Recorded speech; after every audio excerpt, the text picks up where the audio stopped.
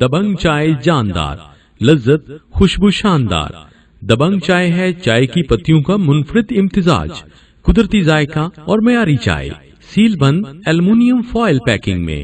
دبنگ چائے کا خاص رنگ اور مہک لانے کے لیے ہزاروں چائے آزماتے ہیں ہم، تاکہ آپ کو ملے رنگ، خوشبو اور تازگی کا بھرپور احساس۔ دبنگ چائے خریدیں، جس میں مل سکتے ہیں آپ کو ہر مہینے 5,000 روپے تک ڈھیروں کیش انعامات۔ چائے پیو دبنگ، بھرو زندگی میں رنگ۔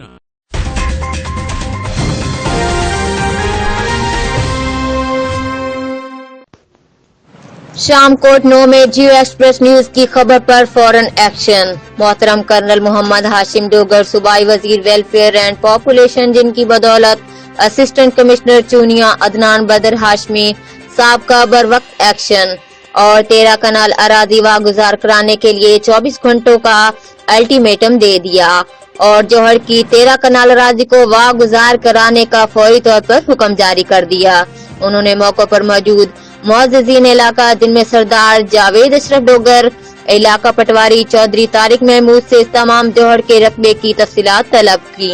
پورے معاملے کو سننے کے بعد اسسٹنٹ کمشنر چونیا جناب عدنان بدر ہاشمی صاحب نے اس لیے فیصلہ کیا کہ 13 کنال جوہر کی اراضی کو فل فور واگزار کروایا جائے اور اس تمام راستے میں سے 1 کنال جگہ کوڑا کرکٹ پھینکنے کے لیے مختص کی جائے۔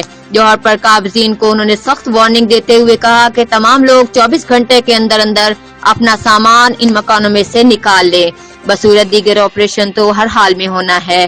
اسسٹنٹ کمشنر چونیا عدنان بدر ہاشمی کے اس فیصلے پر مقامی افراد نے انتہائی خوشی کا اظہار کرتے ہوئے کہا کہ رہائشی ہونا ہر بندے کا حق ہے، لیکن گورنمنٹ کی جگہ پر غیر قانونی تعمیرات بنانا اس سے بھی بڑا جرم ہے۔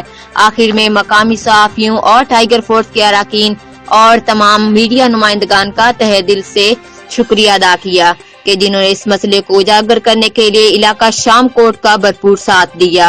رپورٹ کرائم رپورٹر ظہیر عالم، جیو ایکسپریس نیوز، قصور۔